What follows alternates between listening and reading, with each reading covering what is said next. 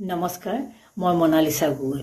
আজি গুৱাহাটীত কৃত্ৰিম বানৰ কথা আপোনালোকে সকলোৱে দেখি আছে, দিনটো চাই আছে নিউজবিলাক। গুৱাহাটীত আজি প্ৰচণ্ড বান। এতিয়াও বহুতবোৰ অঞ্চলৰ বানপানীৰ কোনো লৰচৰ হোৱা নাই। যেনেধৰণে আছিল ৰাতিপুৱা ঠিক তেনেধৰণে এতিয়াও আছে, 1-2 ইঞ্চিমানহে কমিছে, এনেকুৱা এটা অৱস্থা। আমি যদি চাওঁ যে বানপানীৰ কথা বৰ্তমান আমাৰ অসমত চলি আছে, কালি এগৰাকী মহিলাই নিজৰ কাৰ্যালয়ৰ পৰা গৈ কেনেধৰণে মৃত্যুক সাৱটিব লগা হ'ল সেইটোও আমি দেখিলোঁ, শুনিলোঁ। খুব বেয়া লাগিছে। এগৰাকী মানুহ দুৰ্ঘটনাবশতঃ মৃত্যু হোৱাটো, তাকো চৰকাৰী গাফিলতিৰ কাৰণে, এইটো আচলতে কোনো কাৰণত সহনীয় নহয় বা সহ্য কৰিব পৰা কথা নহয়। নিজে মৃত্যু হোৱা, বেমাৰ হৈ মৃত্যু হোৱা আৰু এনেকৈ চৰকাৰী গাফিলতিত মৃত্যু হোৱাৰ মাজত বহুত পাৰ্থক্য আছে। এইটো এটা ডাঙৰ ঘটনা। যোৱা বছৰ 2024 চনতো এটা সৰু ল'ৰা, 7-8 বছৰীয়া এটা ল'ৰা জ্যোতিনগৰত পানীত উটি গৈছিল। সেই সময়ত মুখ্যমন্ত্ৰীয়ে খুব গুৰুত্বপূৰ্ণ একেবাৰে ভূমিকা লৈছিল, তেওঁ ঘৰলৈ গৈছিল। কিন্তু আজিৰ যিটো ঘটনা, এই সম্পৰ্কত মুখ্যমন্ত্ৰী যিহেতু তেওঁ ভোট লৈ বিজি আছে পশ্চিমবংগত, মাছ খাব নে মাংস খাব তাৰ এটা প্ৰতিযোগিতাত মমতা বেনাৰ্জীৰ লগত লাগি আছে যে কিমান কোনে খাব পাৰে, কি কৰিব পাৰে, 1 কেজি বেছি খাব নে কম খাব, এই ধৰণৰ প্ৰতিযোগিতাত লাগি থকাৰ কাৰণে হয়তো তেওঁ গম পোৱা নাই অসমৰ পৰিস্থিতিৰ কথা। কিন্তু অসমৰ বৰ্তমান গুৱাহাটীৰ পৰিস্থিতি অত্যন্ত ভয়াৱহ। আৰু এতিয়া যিটো বতৰ বিজ্ঞান কেন্দ্ৰ, যদি সাধাৰণতে তেওঁলোকৰ হেৰিবোৰ আগজাননীবোৰ নিমিলে, যদি মিলে আগন্তুক 3 দিনমানলৈ গুৱাহাটীত ওলোৱা পৰিৱেশ হয়তো নাথাকিব। আৰু কিমানে মৃত্যুক সাৱটিব লগা হ'ব, নহওক, ভগৱানক খাটিছোঁ যে কাৰো নহওক, কিন্তু হ'বলগীয়াও যে নহ'ব তাৰ কোনো মানে নাই। কাৰণ আমি যেতিয়া ৰাস্তাদি গৈ থাকোঁ, ক'ত খাল আছে, ক'ত বাম আছে, একেবাৰে চিনাকি ৰাস্তাত কথাটো বেলেগ, ঘৰৰ আগৰ ৰাস্তাটোত। কিন্তু বেলেগবোৰ মানুহে যেতিয়া ৰাস্তা সলাই যাব লগা হয়, কেতিয়াবা শ্বৰ্টকাট মাৰিব লগা হয়, বানপানীৰ কাৰণে ইফাল সিফাল কৰিব লগা হয়, তেতিয়া আচলতে মানুহে তেনেকুৱা ধৰণৰ বিপদত পৰেগৈ। যেনেকৈ কালি মহিলাগৰাকী তেনেধৰণৰ বিপদত পৰি মৃত্যু সাৱটিব লগা হ'ল। গুৱাহাটীৰ কৃত্ৰিম বানৰ যিটো সমস্যা, এই বানৰ সমস্যাটো তৰুণ গগৈৰ দিনতো আছিল। কিন্তু তৰুণ গগৈৰ দিনত যেতিয়া আছিল, তেওঁ যেতিয়া আমেৰিকাত বানপানী হয় এনেকৈ যেতিয়া কৈছিল, তেতিয়া আমাৰ খুব খং উঠিছিল যে তৰুণ গগৈৰ নিচিনা মানুহজনে এনেধৰণে মন্তব্য দিলে বাৰু কেনেকুৱা লাগে। আমাৰ খুব বেয়া লাগিছিল তেতিয়া আৰু খুব বেয়া পাইছিলোঁ। কিন্তু বৰ্তমান দেখিছোঁ তেনেকুৱা তৰুণ গগৈ সেই 1-2টা মন্তব্য কৰিছিল। কিন্তু আজিকালি মন্ত্ৰীসকলৰ মন্তব্য, মুখ্যমন্ত্ৰীৰ মন্তব্য শুনিলে আচৰিত লাগে যে তেওঁলোকে কেনেকুৱা ধৰণৰ গুৰুত্বহীনভাৱে দায়িত্ববোৰ পালন কৰে বা কেনেকুৱা ধৰণে আওকাণ কৰে। আজিৰ কথাটোকে চাওক, যিগৰাকী মুখ্যমন্ত্ৰী অসম বুলি ক'লে একেবাৰে তেওঁ হিয়াখন বুলি কয়, প্ৰতিটো বিষয়ত তেওঁ অসমত আমুকক থাকিবলৈ নিদিয়ে, তামুকক থাকিবলৈ নিদিয়ে, কোনোবাই মছজিদ বনাবলৈ আহিলে ভাঙি দিম বুলি চিঞৰি বাখৰি আছেগৈ পশ্চিমবংগত, আৰু পশ্চিমবংগৰ উন্নয়নৰ কথা কৈ আছে। সেইজন মুখ্যমন্ত্ৰী ঘৰ দিছপুৰত তেওঁ য'ত থাকে তাৰ পৰা 100-150 মিটাৰ দূৰত্বত আজি মানুহে যেনেকুৱা এটা হাহাকাৰ পৰিৱেশ, এতিয়াও কাৰেণ্ট নাই, মানুহবিলাকৰ যিবিলাকৰ তলত যিসকলৰ ঘৰ, তেওঁলোকৰ ঘৰততো সোমাব পৰা পৰিৱেশ নায়েই। এনেকুৱা ধৰণৰ এটা পৰিস্থিতি, খাবলৈ পানী নাই, তেওঁলোকে বেলেগ যি সামগ্ৰী আনি থ'ব লাগিছিল সেয়াও ঘপকৈ হোৱাৰ কাৰণে অনা নহ'ল। এনেকুৱা বিভিন্ন সমস্যাত তেওঁলোক ভাৰাক্ৰান্ত। যি চৰকাৰী সাহাৰ্য আগবাঢ়িছে তাত পানী বটল আৰু বিস্কুট এপেকেট 2 পেকেট এনেকুৱা ধৰণে আগবঢ়াইছে, যিখিনি আচলতে ছাফিচিয়েণ্ট নহয়। কিন্তু গুৱাহাটীৰ যি বানপানী, সেই কথাটো যেতিয়া সোধা হয়, মুখ্যমন্ত্ৰীয়ে যোৱাবাৰ যেতিয়া তেওঁ ইয়াত আছিল তেতিয়া USTMক গালি পাৰিয়ে থাকিলে। তাৰ আগতে শিলসাকু বিলৰ বাসিন্দাসকলক গালি পাৰিলে। এনেধৰণেই গালি চালি পাৰি তেওঁলোকে থাকে আৰু কয়, বহুতক চাওঁ যে গুৱাহাটীৰ বানপানীৰ কথা কোৱাৰ লগে লগে বহুতে গালি পাৰে, য'তে ত'তে বিল্ডিং বনাইছে, য'তে ত'তে ঘৰ বনাইছে। সেইটোতো হ'বই, হয়, য'তে ত'তে বিল্ডিং বনাইছে, য'তে ত'তে ঘৰ বনাইছে, সেইকাৰণে সেই ঘটনাটো হ'ব বুলি আমিও জানো। কিন্তু কিহৰ কাৰণে সেই ঘটনাটো হ'ব লগা হৈছেগৈ, এই বিল্ডিং গুৱাহাটী মহানগৰীৰ যিডোখৰ জেগা, গুৱাহাটী মহানগৰীত GMD আছে, GMC আছে, ইয়াত বিল্ডিং নিৰ্মাণৰ কাৰণে পাৰ্মিশ্যন ল'ব লগা হয়। পাৰ্মিশ্যন এটা এনেই য'তে ত'তে বনাওঁ বুলি ক'লে গ্ৰামাঞ্চলৰ নিচিনাকৈ নিজৰ ইচ্ছামতে বনাই দিব নোৱাৰি, ছাদ এখন টানি দিব নোৱাৰি। গতিকে সকলো নিয়ম কানুনৰ মাজত কৰিব লগা হয়। কিন্তু এই যে অবৈধ নিৰ্মাণ হৈছে, তেওঁলোকে কোৱা শুনো যে বাহিনী নদীক ভেটি পেলাই কোনোবাই নিৰ্মাণ কৰিছে, কোনোবা ড্ৰেইনৰ ওপৰত বনাইছে, সেইবোৰ চোৱাৰ কাৰণেতো এই বিভাগকেইটা নাই জানো? GMCত যে আমি কাউন্সিলৰ সোপাক জিকাওঁ যে 60গৰাকী কাউন্সিলৰ যে থাকে, তেওঁলোক থকাৰ উদ্দেশ্যটো কি? তেওঁলোক জিকাৰ উদ্দেশ্যটোৱে হ'ল, জিকাই পঠোৱাৰ উদ্দেশ্য হ'ল যে তেওঁলোকে আমাৰ সমস্যাবোৰ ৰাজহুৱা কৰিব, তেওঁলোকে আমাৰ সমস্যাবোৰ জনাবগৈ চৰকাৰক। কিন্তু সেই কামটোতো কৰা নাই। কৰা হ'লে তেওঁলোকৰে এইখিনি দায়িত্ব নাছিল জানো? যে এতিয়া কোৱা শুনো নহয়, মই নিজেও দেখিছোঁ বহুতক যে প্লাষ্টিকৰ টোপোলাটো আনি পেলাই য'তে ত'তে দলিয়াই দিয়ে। কিন্তু আমাৰবোৰৰ ক্ষেত্ৰত সাধাৰণতে গুৱাহাটীৰ যিবিলাক মানুহ 30 টকা নে 50 টকা এনেকুৱা কিবা এটা লয়, সেইটো GMCৰ ফালৰ পৰা তেওঁলোকে কিবা অৰ্গেনাইজেশ্যনৰ থ্ৰুৱেদি সেইটো ঘৰৰ জাবৰবোৰ কালেক্ট কৰে। গতিকে সাধাৰণতে ফ্লেট বা এনেকুৱা ধৰণৰ যিবিলাক বিল্ডিং ডাঙৰকৈ বহুত মানুহ একেলগে থাকে, তাত তেনেকৈ দলিয়াবলৈ মানুহ নাযায়, কাৰণ দলিয়াবলৈ যাব লগা নহয়েই, ঘৰৰ পৰা জাবৰটো লৈ যোৱা হয়, এটা হুইচেল মাৰি পেলাই লৈ যায়, চবৰে একেলগে লৈ যায়, তেনেকুৱাই হয় বেছিভাগৰ ক্ষেত্ৰত। কোনোবা মানুহ আছে, মই এনেকৈ ময়ো দেখিছোঁ, গাড়ীৰ ভিতৰত এনেকৈ লৈ যায়, ঘপকৈ গৈ পেলাই দলি মাৰি দিয়েগৈ। সেই দলি মাৰি দিওঁতে কিন্তু ফাইন ভৰোৱা ছিষ্টেম এটাও আছে, যে আপুনি ফটোখন তুলি দি দিলে সেই মানুহজনক ফাইন ভৰাই বা হেৰি কৰা হয়। সেই ধৰণৰ বিষয়বোৰ আচলতে চোৱা চিতাও কৰিব লাগে। চোৱা চিতাৰ কাৰণে GMCৰ এটা বিভাগ আছে, তেওঁলোকে CC কেমেৰা যদি বাহিনী এটা জেগাতে পাৰ্টিকুলাৰলি পৰিয়ে আছে জাবৰখিনি, সেইখিনি যদি CC কেমেৰা ফুটেজত যদি তেওঁলোকে দেখে যে ইমানটো সময় এনেকৈ মানে এদিন যদি ৰেড হেণ্ডেড তাত ধৰি দিব পাৰে, তাৰপিছত মানুহ সজাগ হৈ যাব। কিন্তু সেইটো ক্ষেত্ৰতো কৰা হোৱা নাই। তাৰোপৰি আপোনালোকে জানে যে বাহিনীখন খান্দিব বুলি জয়ন্ত মল্ল বৰুৱাই নিৰ্বাচনৰ দিন ঘোষণাৰ এদিন নে দুদিন আগত আহি ৰুক্মিণী গাঁৱৰ ব্ৰিজৰ তলত, মানে যিখন ব্ৰিজ বনাইছিলে তাৰ তলত বৃহৎ এখন মিটিং কৰিলে যে বাহিনী নদী খন্দাৰ কাম তেওঁ শুভাৰম্ভও কৰি গ'ল। আমি নিজেই সেই হেৰি দেখিছোঁ, নিউজো হৈছে বহুত। কিন্তু খন্দাৰ নামত খটোও তাত নপৰে, জাষ্ট সেই তেওঁ ইনগ্ৰেশ্যনটো কৰিলে মানে চমক সৃষ্টিৰ কাৰণে। গতিকে এই ধৰণৰ কথা বতৰাবিলাক যেতিয়ালৈকে প্ৰেক্টিকেলি বাস্তৱ ভিত্তিক সমস্যাবোৰ সমাধান কৰা নহয়, তেতিয়ালৈকে কোনো ধৰণৰ লাভ নাই। আৰু গুৱাহাটী উন্নয়ন দপ্তৰটোত 8 বছৰ আছিল হিমন্ত বিশ্ব শৰ্মা।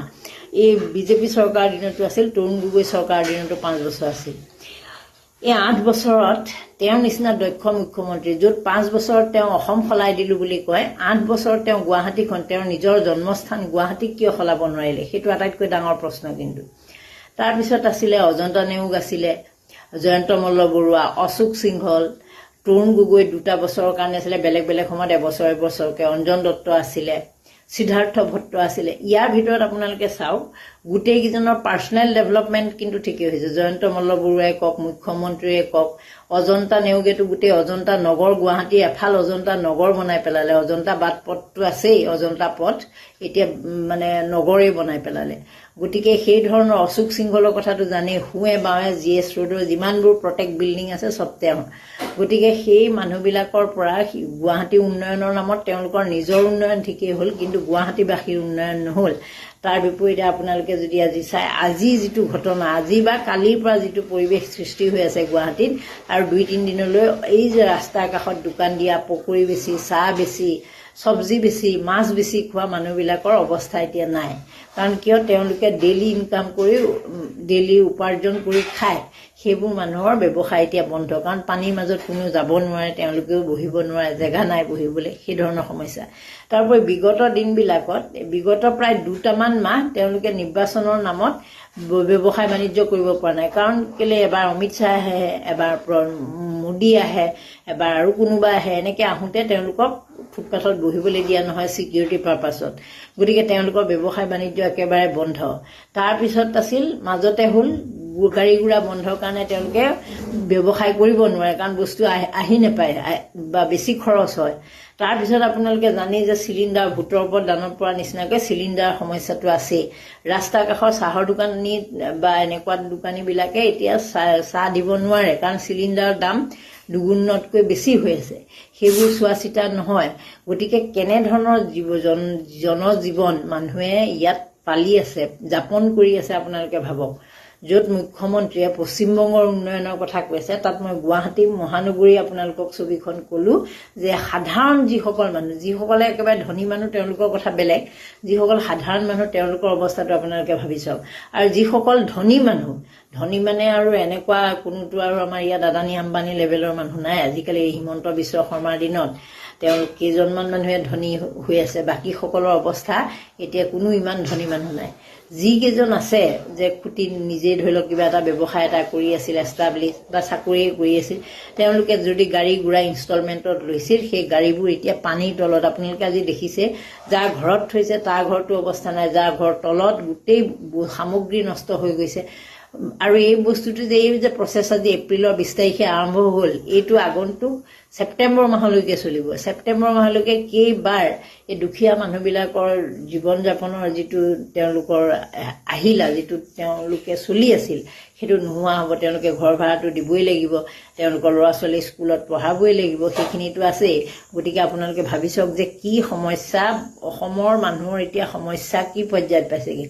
আৰু মই গুৱাহাটী মহানগৰী বুলি যদিও কৈছোঁ, সেয়া গুৱাহাটী মহানগৰীৰ মানুহবিলাক সেইবোৰ গুৱাহাটী মহানগৰী নহয়, বিভিন্ন ঠাইৰ পৰা তেওঁলোকে ইয়াত, যিহেতু ইয়াতে মহানগৰ বা এইবিলাকলৈ মানুহবোৰ প্ৰব্ৰজন হয়, কাৰণ গাঁও অঞ্চলত তেওঁলোকে চাহৰ দোকান এখন দি বা চব্জিকেইটা বেছি যিমান টকা পাব তাতকৈ গুৱাহাটীত যিহেতু বেছি হ'ব, গতিকে তেওঁলোক আহিবই, সেইটো একো ডাঙৰ কথা নহয়। আহি তেওঁলোকৰ নিৰ্যাতন মানে যিটো সমস্যাৰ সন্মুখীন হয়, বাৰে বাৰে তেওঁলোকৰ ওপৰত অত্যাচাৰ, মিনিষ্টাৰ আহিব তেওঁলোকৰ ওপৰত অত্যাচাৰ, তেওঁলোকক দোকান উঠাই দিয়া হ'ব, ভাঙি দিয়া হ'ব, GMCয়ে মাজে মাজে উঠাই দিব, ভাঙি দিব, পইচা দিলে বহিবলৈ দিব, মানে পানীৰ কাৰণে পানী, তাৰপিছত আপোনাৰ এই বস্তুৰ দাম বাঢ়িলে তেওঁলোকে আনিব নোৱাৰে, মানে বিভিন্ন সমস্যাত মানুহবিলাক ভাৰাক্ৰান্ত। তাৰোপৰি আজি কেৱল যদি চলিছে মানুহৰ যদি অকণমান আজি দিনটোত ইনকাম হৈছে, সেয়া হ'ল কেৱল ৰিক্সাকেইখন, তাকো যিকেইজনে ভৰিয়ে মাৰি মানে পেডেল মাৰি ৰিক্সা চলোৱা সকলৰহে প্ৰফিট, বাকীটো ইটো ৰিক্সা নচলেই। গতিকে সেইসকলে আজি হয়তো ইনকাম কৰিছে 2 পইচা, বাকীসকলৰ আৰু গাড়ী মেকানিকৰ গাড়ীবোৰ বেয়া হোৱাৰ কাৰণে সেইটো এটা ইনকাম হৈছে, বাকী ব্যৱসায় বাণিজ্য সকলো শেষ। কিন্তু তেওঁলোকে সকলোৱে, দোকানেই হওক ব্যৱসায়ী হওক, সকলোৱে তেওঁলোকে খৰচ এটা দিব লাগে, প্ৰতিদিনৰ এটা খৰচ থাকে। এনেকুৱা নহয়, গুৱাহাটীত জানেই আপোনালোকে দোকান পোহাৰবিলাকৰ ভাড়া কিমান, সেই ভাড়াবোৰ তেওঁলোকৰ 5 দিন যদি বন্ধ হৈ থাকে, 5 দিনৰতো মালিকেতো এৰি নিদিয়ে, গতিকে তেওঁলোকে সেইখিনি ভৰিব লাগে। গতিকে আমাৰ সমস্যা কি পৰ্যায়ত আছে, আমি খিলঞ্জীয়া মানুহৰ সমস্যাবোৰ ভাবি চাওক। বাকীও বহিৰাগত সকলো একে সমস্যা, কিন্তু তেওঁলোকে যিহেতু ধন ঘটি পেলাই লৈ যায়, গতিকে তেওঁলোকৰ কথাটো বেলেগ। আমাৰ পেটে ভাতে খোৱা মানুহৰ সমস্যা কিন্তু একেবাৰে মানে ডিঙিৰ ইয়াত লাগি আছে। তাৰপিছতো কিন্তু মুখ্যমন্ত্ৰীয়ে অকণো গুৰুত্ব দিয়া নাই, বিষয়টোত অকণো মানে হেৰিয়ে নাই। আজি দেখিছোঁ ক'ৰবাত পশ্চিমবংগত আমুক জাৰ্ণি কৰিছোঁ, তামুক ক'ৰবাত গৈছোঁ, এনেকুৱা ধৰণৰ ভিডিঅ'হে দি আছে যে অসমৰ যে স্বয়ং গুৱাহাটীত তেওঁৰ নিজৰ বাসস্থানত এই সমস্যা, সেই কথাটো তেওঁ হয়তো ভাবিছে যে মই যদি ফেচবুকত আপডেট দিওঁ, সামাজিক মাধ্যমত দিওঁ, তেনেহ'লে মোৰে সন্মান হানি হ'ব, মোকেই হয়তো মমতা বেনাৰ্জীয়ে ক'ব যে তোৰ ৰাজ্যত দেখোন এই অৱস্থা, সেইকাৰণে হয়তো তেওঁ আপডেটটো দিয়া নাই। কিন্তু 8 বছৰৰ তেওঁ গুৱাহাটী উন্নয়ন দপ্তৰৰ মন্ত্ৰী আছিল, নিজৰ উন্নয়নৰ বাহিৰে বেলেগ যে উন্নয়ন কিবা কৰিছিল, কৰা হ'লে এই অৱস্থা নহ'লহেঁতেন। তেওঁ USTMক গালি পাৰে, USTM যেতিয়া খুলিছিল তেওঁৱেই তেতিয়া সেই সময়ত গুৰু দায়িত্বত আছিল মন্ত্ৰী, বন্ধ কৰিব পাৰিব লাগিছিল যদি USTMে সমস্যা কৰিছে। শিলশাকুৰ মানুহখিনিক উচ্ছেদ কৰিলে, কিন্তু শিলশাকুক খান্দিম, কিবা সৰু বৰ বনাম, সেইবোৰ মাত্ৰ মুখেদি কোৱা কথা। কিন্তু সকলোতকৈ সমস্যাৰ সন্মুখীন হৈছে এই দুখীয়া মানুহবিলাক, আৰু যিবিলাক মানুহে মধ্যবিত্ত, যিসকলে যেনে তেনে গাড়ী এখন লৈ আছিল, বাইক এখন লৈ আছিল, স্কুটি এখন লৈ আছিল, তেওঁলোকৰ সমস্যা। ল'ৰা ছোৱালী যিবিলাক স্কুললৈ যাব লাগে, আজি বাৰু স্কুল বন্ধ আছিল, কালিলৈ পৰহিলৈ যেতিয়া স্কুল খুলিব, তেওঁলোকক পঠাবলৈ আপুনি কোনটো সাহসত পঠাব, কাৰণ এয়াহে ডাঙৰ মানুহৰ এই অৱস্থা। গতিকে পঠোৱা সাহসটো মানুহৰ নাথাকে। শিক্ষা, কৰ্মসংস্থাপন, কৰ্মচাৰী সকলোৰে লোকচান, কোনো ফালৰ পৰা মানুহ সুখত নাই। তথাপিতো কেতিয়াও বিজেপি চৰকাৰে সেই কথাবোৰ মানি নলয়। বিজুলী কলিতা মেধি তেওঁ তালফাল লগাই থকা শুনিছোঁ, মহিলা বোলে বিধেয়ক বোলে মহিলাক বোলে ইনচাল্ট কৰিলে, মহিলাই বোলে ক্ষমা নকৰে, আমুক তামুক ঢেৰ হাই লেভেল কথা কয়। তেওঁ অকণমান জনা বুজা মানুহ বুলি ভাবিছিলোঁ, একোৱেই নাই যেন পাইছোঁ মূৰত। আজিলৈকে গুৱাহাটীৰ বানপানী সমস্যা সম্পৰ্কত কোনোদিনে একো মাত মতা শুনিছেনে আপোনালোকে যে এই মানুহগৰাকীয়ে এনেধৰণে মাত মাতিছে, বা এদিন চাবলৈ আহোঁতে খেদাহে খাইছিলে তেওঁ বৰঞ্চ। গতিকে এই ধৰণৰ মানুহবিলাকৰ পৰা কোনো ধৰণৰ আশা নাই। ইয়াৰ আগত কুইন ওজা আছিলে, কুইন ওজাৰ পৰা কোনো ধৰণৰ মানে আশা কৰিব নোৱাৰে। তাৰ আগতে বিজয়া চক্ৰৱৰ্তী আছিলে, বিজয়া চক্ৰৱৰ্তী অকণমান সক্ৰিয় আছিল, কিন্তু তেওঁ সেই একো পৰিৱৰ্তন কৰিব নোৱাৰিলে সাংসদ হিচাপে। গতিকে এয়াই আৰু অৱস্থাখিনি প্ৰতিবাৰেই মানুহে ভুগিব লাগিব, আৰু ভুগি মুখ্যমন্ত্ৰীয়ে বেলেগ বেলেগ ৰাজ্যত গৈ হাই লেভেল লেকচাৰ, এই মাংস খোৱাৰ কম্পিটিশ্যন, ঝাৰখণ্ডত গৈ ঘুচপেঠি সোমাই মাটি কাঢ়িব, আমুক কাঢ়িব, সেই ধৰণৰ ভয় খোৱা, কিন্তু নিজৰ ৰাজ্যত অৱস্থা, গুৱাহাটীৰ দিছপুৰত মানুহৰ অৱস্থা এয়া। প্ৰিয় দৰ্শক, আজি আমি দুটামান কথা মুকলিকৈ পাতিব খুজিছোঁ আপোনালোকৰ লগত। কথাখিনি পাতিব মানে আপোনালোকৰ পৰা মতামত বিচাৰিছোঁ, আপোনালোকক কেইটামান কথা সুধিব খুজিছোঁ। চৰকাৰ কোনে কৰে তাত আমাৰ বৰ বিশেষ মূৰ ঘমাবলগীয়া কথা নাই। চৰকাৰ যিয়েই নকৰক এই বিষয়কেইটা তেওঁলোকে সমাধান কৰিব পাৰিব বুলি আপোনালোকে ভাবেনে? যেনে প্ৰথম বিষয়টো হ'ল বিদেশী বিতৰণ। কোন আহিলে বিদেশী সম্পূৰ্ণকৈ বিতৰণ কৰিব পাৰে বুলি আপোনালোকৰ মনে ধৰে?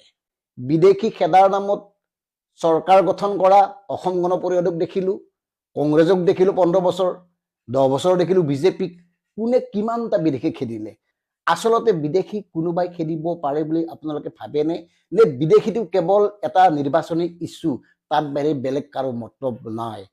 আনহাতে এতিয়া সুদীৰ্ঘ দিনৰ পৰা আমি প্ৰত্যেকেই বিচাৰিছোঁ সাংবিধানিক ৰক্ষা কৱচ, অসম আৰু অসমীয়াৰ সুৰক্ষাৰ ভৱিষ্যত কোনোবাই দিব পাৰে বুলি ভাবেনে? ধৰি ললো কাইলৈ অসমৰ মুখ্যমন্ত্ৰীৰ আসনত যদি কোনোবা এজন ৰাজনৈতিক ঈশ্বৰ বহে, তেওঁ অসম আৰু অসমীয়াক সুৰক্ষিত কৰিব পাৰিবনে? তেওঁ এনেকুৱা এটা ব্যৱস্থা প্ৰৱৰ্তন কৰিব পাৰিবনে যে বহিৰাগত কোনো লোকেই অসমত মাটি কিনিব নোৱাৰে? তেওঁ এনেকুৱা এটা ব্যৱস্থা কৰিব পাৰিবনে যে বহিৰাগত কোনো এজন নেতাই, ৰাজনৈতিক নেতাই অসমত নিৰ্বাচন খেলিব নোৱাৰিব? আনহাতে চাওক, এতিয়া অসমত 2 লাখ কোটিতকৈ অধিক টকাৰ ঋণ, এই ঋণ কোনোবাই পৰিশোধ কৰিব পাৰে বুলি আপোনালোকে ভাবেনে? কোন চৰকাৰ আহিলে কেনেকৈ পৰিশোধ কৰিব তাৰ কিবা এটা ধাৰণা আপোনালোকে কৰিব পাৰেনে? নে ঋণৰ বোজা এনেকে বাঢ়ি গৈ থাকিব? এই মতামতবোৰ আপোনালোকে জনাব। আনহাতে অসম চুক্তিখন 1985 চনত চুক্তি স্বাক্ষৰিত অসম চুক্তি সম্পূৰ্ণকৈ কেতিয়াবা ৰূপায়ণ হ'ব বুলি আপোনালোকে ভাবেনে, কল্পনা কৰেনে? কোনে কাৰ জৰিয়তে এই ধৰণৰ কাম হ'ব বুলি আপোনালোকৰ মনত ধৰে, নে মনত কোনো নাই? এই কথাবোৰ জনাব পাৰে। বাকী নিবনুৱা সমস্যাৰ সমাধান, সিন্ডিকেট ৰাজৰ অৱসান, গুৱাহাটীৰ বানপানীৰ নিৰ্মূলকৰণ, এই বিষয়বোৰ আপোনালোকে কি ভাবে? এই বিষয়বোৰ কেতিয়াবা নোহোৱা হৈ যাব বুলি আপোনালোকে ভাবেনে? বিশ্বাস জন্মেনে? কাৰোবাৰ ওপৰত আস্থা আছেনে যে এই মানুহজন আহিলে, এওঁ যদি দায়িত্ব লয়, এওঁলোকে যদি এই কামবোৰ কৰে, তেতিয়াহ'লে এই বিষয়বোৰ নোহোৱা হ'ব? বাকী আমিতো দেখিয়েই আছো 6 জনগোষ্ঠীৰ জনজাতিকৰণৰ নাটকখন। এই কথাবোৰ হ'ব বুলি ভাবেনে নাভাবে? অনাগত দিনত সুদীৰ্ঘ দিন ধৰি এই কথাবোৰেই পাতি আছো, একেখিনি কথা। ইয়াত কোনো প্ৰযুক্তিৰ কথা আমি পতা নাই, প্ৰতিটো নিৰ্বাচনত এই কথাবোৰেই পাতো। প্ৰতিটো নিৰ্বাচনত এই বিষয়বোৰক লৈয়ে টেলিভিছনত আলোচনা হয়, প্ৰতিটো নিৰ্বাচনত এই বিষয়বোৰকেই ৰাজনৈতিক দলবোৰে ইস্তাহাৰত ছপায়। কিন্তু সমাধান কেতিয়া? কিয় এই বিষয়বোৰ সমাধান কৰাত কাৰো সদিচ্ছা নাই? আমিতো দেখিলো, বিভিন্ন দল দেখিলো, বিভিন্ন ৰাজনৈতিক নেতাক দেখিলো, তেওঁলোকে ক'ৰ পৰা কি পালে, শূন্যৰ পৰা আৰম্ভ কৰি কেনেকে আৰবপতিত পৰিণত হ'ল, তেনেকুৱা নেতাও আমি দেখিলো। কেনেকৈ একগৰাকী ৰাজনৈতিক নেতাৰ 5 বছৰত 500 গুণতকৈ অধিক টকাৰ সম্পত্তি বৃদ্ধি হ'ল, এইবোৰতো আমি দেখিলো। মন্ত্ৰীৰ পত্নীৰ লাইফষ্টাইল আমি দেখিলো, মন্ত্ৰী পুত্ৰ কন্যাৰ লাইফষ্টাইল আমি দেখিলো, তেওঁলোকৰ অঙহী বঙহী চেলা চামুণ্ডাৰ লাইফষ্টাইল আমি দেখিছো, তেওঁলোকৰ উন্নতি দপদপে কেনেকৈ হৈছে আমি দেখিছো। অথচ এই বিষয়বোৰ কিয় সমাধান নহয়? এই বিষয়বোৰ সমাধান কৰিবলৈ কাৰো কিয় আগ্ৰহ নাই? এই বিষয়বোৰক লৈ কিয় কোনো ইমান চিৰিয়াছ নহয়? আৰু কিমান বছৰ এই কথাবোৰ আমি এনেকৈ আলোচনা কৰি থাকিম? কিমান বছৰ কৈ থাকিম সুৰক্ষিত অসমৰ ভৱিষ্যতৰ কথা? কিমান বছৰ 6 জনজাতিয়ে জনজাতিকৰণৰ কাৰণে আন্দোলন কৰি থাকিব? একাংশ অপৰাধী মন্ত্ৰী হৈছে, একাংশ দুৰ্নীতিৰ বকাত লুতুৰি পুতুৰি হৈ খোৱে বয়ে ধন সম্পত্তি গোটাই ৰাইজৰ প্ৰতিনিধি হৈছে। সেই সকল লোকক আমি কিমান দিন এনেকৈ বাট চাই থাকিম? গতিকে এই কথাবোৰ চিন্তা কৰক ৰাইজ।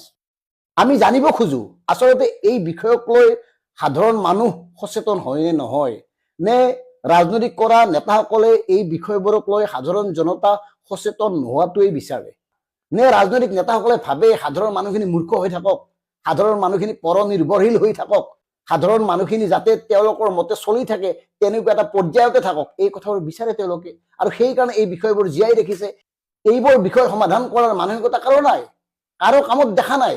কেৱল কেনেকে তেওঁলোকে 7 পুৰুষলৈ ধনখন গোটাব পাৰে, মাটি বাৰী গতাব পাৰে তাৰেই চিন্তা কৰে বেছিভাগে গতিকে কথাবোৰ এইকাৰণে চিৰিয়াছ যে ইমান বছৰ ধৰি স্বাধীনতাৰ পিছৰ পৰা আমি অসমখনে এই চিঞৰি আছো নিচিঞৰিলে একো বস্তু নাপায় বাকী অসম চুক্তি আলফা চুক্তি বিভিন্ন উগ্ৰপন্থীৰ চুক্তি এই কথাবোৰতো আছেই গতিকে প্ৰিয় দৰ্শক কথাবোৰ চিন্তা কৰক চিন্তা কৰাৰ সময় বহাগেই চিন্তা কৰাৰ সময় গতিকে বহাগত এই কথাবোৰ ভাবক আৰু এই প্ৰশ্নবোৰ তেওঁলোকক কৰক তোমালোকে দলৰ কাৰণে কৈছা হয় এবাৰ নিজৰ মানে ভাবি চাবচোন যে আৰ ইউ ৰিয়েলি তোমালোকৰ দলটো ৰিয়েলি চিৰিয়াছ নে মই কংগ্ৰেছ নহয় বুলি জানোৱেই তোমালোক না দিছে টিকেট খালি ডিছপ্লে মহিলাৰ ভোট লাগে অৰুণোদয় ৰঙা ব্লাউজ মেখেলা চাদৰ পিন্ধি দুটেই দৌৰি আছে ইফালে পৰা সিফালে ইফালে পৰা সিফালে কিন্তু 33% বাদ দিয়া টিকেটেই নিদিয়ে তোমালোকক তোমাক জুৰিক কাক কিমান নাম কম তুমিতো এপ্লাই নকৰা নাছিলা চাওক মৃণাল দা এতিয়া আপোনাৰ প্ৰশ্নকেইটাৰ মই উত্তৰ এটাই দিম ছ'চাইটিত দুই প্ৰকাৰৰ মানুহ থাকে এটা থাকে পেছিমিষ্ট এটা থাকে অপটিমিষ্ট আৰু মই পেছিমিষ্টত পৰা যদি পৰিছো উপায় নাই চাওক আপুনি ৰঙা মেখেলা চাদৰ পিন্ধি দৌৰি থকাটো দেখা পালে কিন্তু অৰুণোদয় ৯,০০০ টকাৰে যে গাঁৱৰ মহিলা এগৰাকীয়ে কিমানখিনি লাভান্বিত হৈছে তেখেতে নিজৰ ল'ৰাৰ টিউশ্যন ফিটো যে পে' কৰিব পাৰিছে কোনোবাই যে ছাগলী এটা আনি পুহিব পাৰিছে কোনোবাই চিলাই মেচিন এটা কিনিব পাৰিছে সেইখিনি কিন্তু নেদেখিলে দেখিলো প্ৰিয়ংকা এটা কৈ দিওঁ ছমাহ নিদি সেই পইচাকেইটা বান্ধি থৈ আকৌ সেই পইচাকেইটা একেলগে দি পেলাই ৯,০০০ টকা দি পেলাই বুকু ফুলাই যদি পকেটৰ পৰা দিছে নেকি আপোনালোকে চাওক পকেটৰ পৰা দিয়া নহয় এইটো মোৰ উত্তৰ আছে চাওক আজি ৯,০০০ টকা দিছে ঠিক আছে আৰু লগতে প্ৰতিমাহে আমাৰ অৰুণোদয় স্কিম দিয়া হৈছে উদ্যমিতা মহিলা আঁচনিও দিয়া হৈছে আৰু নিযুত মইনা আঁচনিও দিয়া হৈছে এই যে পইচাখিনি দিয়া হৈছে ৯,০০০ টকাই হওক বা ১২০০ টকাই হওক বা যিমানখিনি এমাউণ্ট নহওক এই যে পইচাখিনি দিছে সেই মহিলা কেইগৰাকীয়ে সেই পইচাখিনি আমাৰ অসমতে ইউটিলাইজ কৰিছে নাই মানিছো মই এটা আমি এইটো বিশ্বাস কৰা নাই দেই আমি না don't go smart come to the point developed or not rural economy is getting developed or not by that আমি কিয় ১২৫০ টকাটো পইচা নহয় নেকি আপুনি অকল ১২৫০ টকাটো ধৰিলে কেনেকে হ'ব ৪০ লাখ মহিলাক আপোনাৰ ৯,০০০ টকা দিয়া হৈছে কিমানখিনি কোটি কোটি টকা দিয়া হৈছে আমি আহিলো বিলৰ লেটস নট ডিবেট মই ইফালে ভুললৈ লৈ গৈছো লেটস কাম বেক আপুনি মোক সেইটোত লৈ গৈছে আই উইল হেভ টু ৰিপ্লাই এটা মোৰ ভুল হৈছে এক্স্যাক্টলি সো আমাৰ তাৰপৰা ৰুৰেল ইকনমি ডেভেলপ হৈছে আৰু মহিলাগৰাকী উন্নতিও হৈছে সেইকাৰণে আমি হাহাটো বহুত ভুল যে ৰঙা মেখেলা চাদৰ পিন্ধি কিনে দৌৰি আছে এইটো কৰিবলৈ একচুৱেলি নাপায় আমি মহিলাক সন্মান দিব লাগিব আৰু যি কি নহওক বিষয়বস্তুত মই ফালৰি কথা নাছিলো মৃণাল দাই মোক প্ৰশ্ন এটা সুধিছিলে তাৰে উত্তৰ দিছো চিম্পল প্ৰশ্ন সুধিছে তাৰে উত্তৰ দিছো মই ওলোৱা নাই এতিয়া মই বিষয়বস্তুত আহি আছো আপুনি বিষয়বস্তুলৈ আহক মই বিষয়বস্তুত আহি আছো মৃণাল দাই অন্য জাগালৈ নি নিব কাম জলদি কৰা উত্তৰ দিছো এনিৱেজ এতিয়া যোনটো বিলৰ কথা কৈ আছে উইমেন ৰিজাৰ্ভেশ্যন বিলত তাতেতো মই ইতিমধ্যে ক'লো তাতে মেনশ্যন কৰা আছিলে যে ডিলিমিটেশ্যন হোৱাৰ পিছত এই বিলখন গৃহীত হ'ব আজি যদি আমি ডিলিমিটেশ্যন নকৰাকৈ বিলখন গৃহীত হোৱাটো বিচাৰিছো 1971 সেন্সাছৰ মতে আমাৰ পপুলেশ্যন কিমান আছিলে 50 কোটি পপুলেশ্যন আজি 2011 সেন্সাছ মতে আমাৰ পপুলেশ্যন কিমান আছে জনগণনা কিয় কৰিব নোৱাৰিলে 140 কোটি পপুলেশ্যন 2011 সেন্সাছ মতে 2029ত যাতে আমি এটা লাইন লিখিছিলে কাম হলটেন যে এইটো প্ৰপৰচনেট এখন হলটেন দ্যাটছ কিয় লিখিলে মই এটা কথা ক'ব বিচাৰিছো যে উই শুড নট গো টু ৰিটৰিক্সৰ পৰা আমি ফেক্টছত আহাটো উচিত তেতিয়াহ'লে উইমেন ৰিজাৰ্ভেশ্যন বিলখনক অপ'জ কৰাৰ কাৰণটো মোক লাগে কিয় কাৰণ অপ'জ কৰিলে এখন গৃহীত ৰিজাৰ্ভেশ্যন বিল আহিলে মহিলাক টিকট দিব লাগিব সেইটোহে ভয় আচল অৰ্থত মহিলাখিনি আগুৱাই যাব প্ৰিয়ংকা গান্ধী ডাঙৰীয়ানীৰ নিচিনা মহিলা ডাঙৰ ডাঙৰ পৰিয়ালৰ পৰা বিলং কৰে কাৰণ আমাৰ সৰু সৰু ঘৰৰ মহিলাও বহুতখিনি টেলেণ্টেড আহিলে এই প্ৰিয়ংকা গান্ধী ইমান মহিলাক ভাল পোৱা বিজেপিয়ে ইমান মহিলাক যে ভাল পাইছে মহিলাই ছগৰাকীক কিয় দিলে 11 ঠিক আছে আপুনি ছগৰাকীক দিছে মৃণালদা সুধিছে মইও বিচাৰিছিলো বেছি দিয়াটো মইও সাপোৰ্ট কৰিছিলো উইমেন মহিলা হিচাপে মইও বিচাৰো বেছি দিয়াটো কিন্তু উইমেন ৰিজাৰ্ভেশ্যন বিলখন পাছ কিয় হ'বলৈ নিদিলে তাৰে উত্তৰটো লাগে কিয় হ'বলৈ মই আহিব বিচাৰিছো এইটো কথা তেখেতে যিটো কথা বাৰে বাৰে কৈ আছে মই ক'ব বিচাৰিছো যে ওমেন ৰিজাৰ্ভেশ্যন বিল সংবিধানৰ 128 নম্বৰ যিটো সংশোধন সেইটো হৈ গ'ল সেইটোক লৈ আৰু বাৰে বাৰে কৈ থকাৰ কোনো যুক্তি নাই আমি ফেক্টছলৈ আহোঁ ৰিটৰিকত লাগি থাকিব নালাগে আপুনি চাওক তেখেতে আজি যিখন 131 নম্বৰ সংশোধনীৰ কথা কৈছে এই সংশোধনীৰ পাত কোনোবাই এখিলা পাতত মোক দেখুৱাওক যে 50% বৃদ্ধিৰ কথা যদি কৈছে লিখা আছে নেকি ক'তো লিখা নাই আৰু যদি লিখাও থাকে শুনি লওক যদি লিখাও থাকে সেই লিখা থকা কথাটো সংবিধানৰ অনুচ্ছেদ নম্বৰ 81 মতে এই কথাটো সুপ্ৰিম কোৰ্টে যে ৰিভিউ কৰিব এইটো গ্ৰাহ্য হ'বনে কাৰণ সংবিধানৰ যিটো বেছিক ষ্ট্ৰাকচাৰ যে প্ৰপৰ্চনেট পপুলেশ্যনৰ বেচিছত ডিলিমিটেশ্যন হ'ব লাগিব আৰু এই গোটেই ডিলিমিটেশ্যনৰ গোটেই কথাটো বহুত কমপ্লেক্স এই কথাটোক লৈ পেলাই যিটো ডিভিজন আহি আছে দক্ষিণ ভাৰত উত্তৰ মই দক্ষিণ উত্তৰ ভাৰত বুলি নকওঁ আপুনি পেটাৰ্ণটো চাওক যদি কেৱল প্ৰপৰ্চনেট পপুলেশ্যনৰ বেচিছত 11 চনৰ হেৰিয়ে হওক চেঞ্চাছে হওক 26 চনৰ চেঞ্চাছে হওক যিকোনো চেঞ্চাছত যদি আপুনি যায় তেনেহ'লে চিট ক'ত বাঢ়িব চিট সকলোতে বাঢ়িব চিট সকলোতে বাঢ়িব 50%তকৈ বেছিকৈ ক'ত বাঢ়িব উত্তৰ প্ৰদেশ বিহাৰ কেনেকৈ বাঢ়িব কাৰণ 50%ৰ কথাটো কোনো এই যিখন নতুন আপোনাৰ সংশোধনী তাত ক'তো লিখা হোৱা নাই তাত প্ৰপৰ্চনেট হ'লে সকলোতে প্ৰপৰ্চনেট হ'ব কিন্তু প্ৰপৰ্চনেটৰ কথাটো লিখা হোৱা নাই আৰু যদি পাৰ্লিয়ামেন্টত থিয় হৈ কৈছে যে 50% কি হ'ব সাউথৰ যদি প্ৰবলেমটো উঠাইছে তেতিয়া কোৱা হৈছে 50% কে সিট বৃদ্ধি কৰা হ'ব না 50% যদি হয় শুনি লওক আপুনি মোৰ কথাটো 50% যদি হয় 50% কোনটো বেচিছত হ'ব কাৰণ ভাৰতবৰ্ষৰ সংবিধানৰ কিছুমান কথা থাকে যিবিলাক আপুনি সলনি কৰিব নোৱাৰে এইবিলাক লৈ পেলাই বহুত প্ৰেসিডেন্ট থকা কেছ আছে যে যিটো সংবিধানৰ অনুচ্ছেদ নম্বৰ 81 3-4 বাৰ সংশোধন হৈছে সংশোধনৰ বেচিছত আপোনাৰ মহিলা ৰিজাৰ্ভেশ্যন আহিছে আপোনাৰ এই যিটো 76 চনৰ বিধেয়কখন আহিছে 23 চনৰ বিধেয়কখন আহিছে 1 চনৰ বিধেয়কখন আহিছে এই গোটেই বিধেয়কবিলাক আহিছে কিন্তু কথাটো হ'ল যে যিটো 81 যিটো বেসিকটো হৈছে প্ৰপৰ্চনেট পপুলেশ্যন মানে ইন্ট্ৰাষ্টেট নহয় ইণ্টাৰষ্টেট ক্ষেত্ৰটো এইটো বাধ্যতামূলক হ'ব আৰু এই ক্ষেত্ৰত যদি সংবিধানত 50% আনিবলৈ যায় এইটো ইমিডিয়েটলি সুপ্ৰিম কোৰ্টত ষ্ট্ৰাইক ডাউন হ'ব এই কথাটো স্পষ্টকৈ জানাৰ পাছতো এই বিধেয়কখন আনিবলৈ চেষ্টা কৰা হৈছে আৰু প্ৰধানমন্ত্ৰী ষ্ট্ৰাইক ডাউন হ'ব হেইটোত যে আপুনি গৈ আছে ষ্ট্ৰাইক ডাউন হ'ব প্ৰধানমন্ত্ৰীয়ে কোৱাৰ পিছত প্ৰধানমন্ত্ৰী সংবিধানৰ মুৰব্বী নহয় সংবিধান আমাৰ কাৰণে শীৰ্ষতম স্থান প্ৰধানমন্ত্ৰী সংবিধান নহয় প্ৰধানমন্ত্ৰী কিবা এটা কৈ দিলে গোটেইখিনি হয় না আইন হয় না যায় প্ৰধানমন্ত্ৰীকে কৈ দিলে আইন হয় না আমাৰ নিচিনা ওমেন ৰিজাৰ্ভেশ্যন বিলখন আছে চান্স পাটো নিবিচাৰে ওমেন ৰিজাৰ্ভেশ্যন বিলখন আছে আৰু থাকিবই 29 নহলেও 35 হলেও হ'ব ওমেন ৰিজাৰ্ভেশ্যন বিলখন হ'বই আপুনি হ'বলগীয়া আছিল হেতু 29 লৈকে কেলে ঠেলি এক মিনিট আপোনাৰ ধৰি লওক আপোনাৰ ইণ্টাৰপ্ৰিটেশ্যন সুধি লৈছো যে ইণ্টাৰপ্ৰিটেশ্যন বিল আছে ডিলিমিটেশ্যনখন হৈ গ'লে হৈ যাব হৈ যাব দ্যাটছ কাৰেক্ট তাৰমানে বিল এখন আছে ডিলিমিটেশ্যনে লাগে ডিলিমিটেশ্যন কৰি লোৱা সেইটো নকৰি পেলাই কিয় মাজতে ঘূৰাই লৈ কৈ আহিলে মোৰ সেই কথা যে অপোজ কোনে কৰিলে মিনালদা অপোজ কৰিবলৈ কি আছে বিলখন আছে দেখোন এই বিধেয়ক আপোনাৰ নিজে দেখোন ক'লে তাতে লিখা কি আছে যে that bill will হেখন গৃহীত হ'ব after delimitation লিখা আছে নে নাই তেনে হেতুতে কৈছে ডিলিমিটেশ্যন কৰি লওক delimitation এগেইনষ্ট কোনে কৰিলে ডিলিমিটেশ্যন কৰা আগত জনগণনা কৰিব লাগিব আজি 2026 ৰ আমাৰ এতিয়া যোনটো সেন্সাস হেতু অলৰেডি আৰম্ভ হৈ গৈছে কি কৈছে ডিলিমিটেশ্যনৰ এগেইনষ্ট কৰিছে যে সংবিধান তেখেতে কোৱা কথাটো এই কথাটো মই সমৰ্থন কৰিছো এই বছৰতে বিজেপিয়ে দিছে ডিলিমিটেশ্যনৰ বিৰোধিতা কৰিছে মহিলা সংৰক্ষণৰ বিৰোধিতা কোনেও কৰা নাই মহিলা সংৰক্ষণৰ বিৰোধিতা কোনেও কৰা নাই সালেবেৰে কোনে কৈছে সকলো দেখি আছে 2011 চনত সেন্সাসৰ মতে হলে প্ৰবলেমটো কি আছিল কোন চনত আমাৰটো 2011 সেন্সাসৰ মতে এতিয়াটো অলৰেডি সেন্সাস ষ্টাৰ্ট হৈ গৈছে যেহেতু সেন্সাসত আমি সকলোৱে জানো 2 বছৰ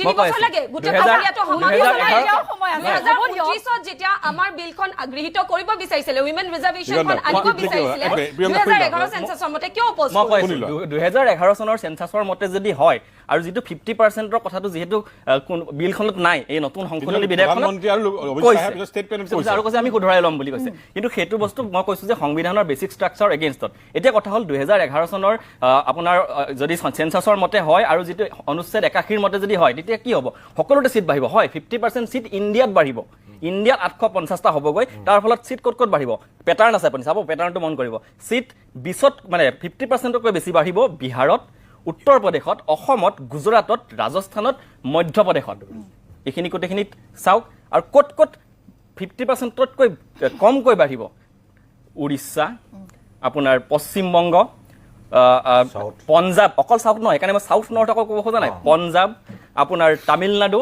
আৰু কেৰালা এইকেইখন ৰাজ্য চাওক আৰু এইকেইখন ৰাজ্য চাওক তাৰ পেটাৰ্ণটো চাওক গতিকে 29ৰ ইলেকশ্যন এটা জিকাৰ অকল অচিলা লৈ সংবিধানক ভৰিৰে মোহাৰি যদি কোনোবাই এখন বিধেয়ক আনিবলৈ চেষ্টা কৰে মই কংগ্ৰেছ বিজেপি নহয় কিন্তু মোৰ কিন্তু সন্দেহ হৈছে 79ত মোৰ কি হ'ব মই নাথাকো মোৰ ল'ৰা ছোৱালী বা মোৰ হেৰিৰ কি হ'ব যে এই দেশত যিটো ডিভিজন অলৰেডি সৃষ্টি হৈছে যে এলিয়েনেশ্যন যে আজি ভাৰতবৰ্ষত চাব আপুনি দক্ষিণ ভাৰতত যদি যায় তামিলনাডুত এজন মানুহে হিন্দী জানিলেও ক'ব নিবিচাৰে সেইটো ডাঙৰ কথা নহয় কিন্তু এই যে এলিয়েনেশ্যনৰ যিটো প্ৰচেছ বিভিন্ন কাৰণত হৈ আছে এইটো আৰু বৃদ্ধি হ'ব আৰু এই কথাটো আমাৰ ডাঙৰ চিৰিয়াছ কথা আমি নিজে ঘৰত আলফা দেখি পাইছোঁ আৰু সেইখিনি সময়ত কেনেকৈ ধ্বংস হৈ এটা কোৱা দেখিছোঁ বাট মই সেইটোক লৈ ইলেকশ্যনত কোনোবা জিকিব কোনোবা হাৰিব নাও এই মুহূৰ্তত বিজেপি একদম ষ্ট্ৰং পাৰ্টি লগা হৈছে ঠিক একেধৰণৰ ষ্ট্ৰং পাৰ্টি লগা হৈছিল কংগ্ৰেছকো that's good that's a fun সেইটোৱে ভাল কিন্তু সেইটো মোৰ অকণ দুখো আছে যিয়ে নহওক মই প্ৰিয়ংকাৰ যিটো স্পিৰিটেড ডিফেন্সটো মই ভালো পাইছোঁ বিৰতিটো লৈ লওঁ আৰু তাৰপিছত মই কথাখিনি শেষৰ ফালে যাম